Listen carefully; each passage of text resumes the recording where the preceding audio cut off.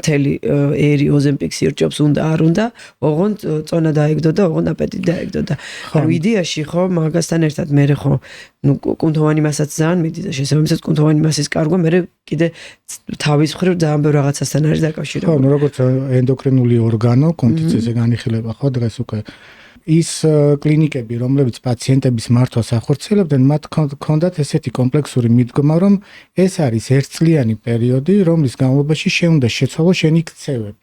მათ შორის კვებასთან მიმართებაში, მათ შორის ფიზიკურ აქტივობასთან მიმართებაში, გაცნობიერებული კვების ნაწილში, რომ აი ეს ერთი წლის შემდეგ რაღაცა შედეგი რო გექნება და ამ დაავადებას უკან გადავწევთ, ისევ იგივე საწყის წერტილში არ დაბრუნდეთ.